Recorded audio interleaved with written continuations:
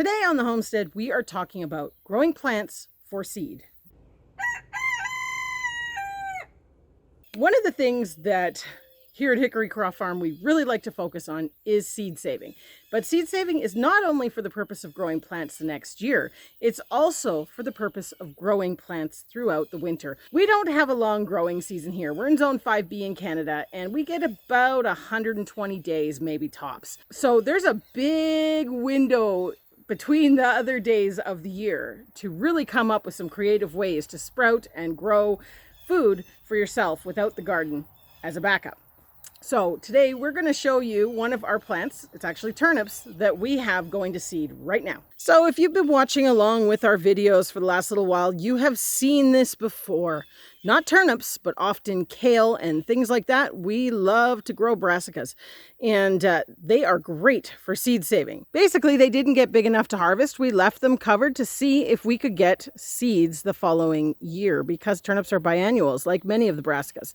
And lo and behold, look at this. We have amazing success. So we have videos that go into a little more detail on why seed save and how to seed save and all that. We're not going into that in this video. We're just going to talk about the sheer amount that you can collect off of a little 4x4 bed of turnips. So one thing to think about here, and I think one of the parts that Stephanie already mentioned, was this is going to produce way more seed than we need to replant, but it's also going to produce a ton of seeds we can use to sprout. So we can take something like a turnip, which is common, and the argument could be, why bother saving those seeds? Well, this is why, because you will produce such an astronomical volume that you'll be able to use it for multiple purposes for multiple years, because anybody who has saved seeds from brassicas will know that you do have to keep them separate over time, or if they're related, they will cross. So you can see here, we've got a real mixture. We've got some that are ready and about to pop open, and others that aren't even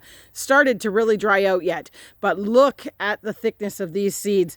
I mean, let me just kind of lift it up here. That is not even one whole plant. There's still more that I can't get on the camera. Definitely a highly productive seed source when it comes to growing your own seeds for sprouting. Yes, you can buy seeds for sprouting. You can buy them in bags, but they aren't cheap, and it does go quite quickly. So this is something that when it comes to being sustainable is a great skill to have. Basically, I have collected in here from one plant so far.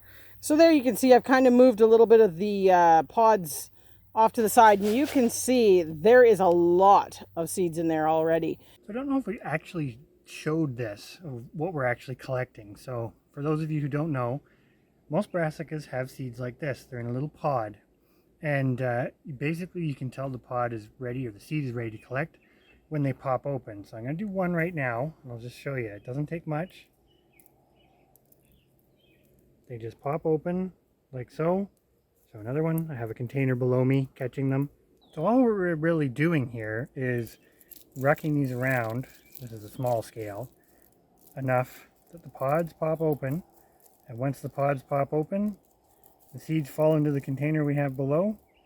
And it's really that simple. These are far easier to separate from the chaff than grains, for example. And although we're going to end up with way more turnips than we need, you can see I've basically got everything out of that little sprig. And there's the bucket that was below. And look at all the turnip seeds. We have a lot. Well, as you can see, our daylight is waning, so we are going to the fast method here just to get what we can that's dry. We are supposed to have rain tonight and tomorrow morning, so we want to get these seeds before they get wet and all pop open where we don't want them. So when we get inside, we're going to show you what we managed to collect in our little bucket and give it away, because I'm really curious. We did that last year with our red Russian kale seeds, and why not do it again with this? All right, we're going to weigh this up here and see exactly how much turnip seed we have here, because as you can see, this is a pretty good ice cream container full. So it's relatively clean. There's some light chaff in there, but holy cow, that's 4 cups of seed. Wow. 679 grams. It's basically a pound and a half. Not bad.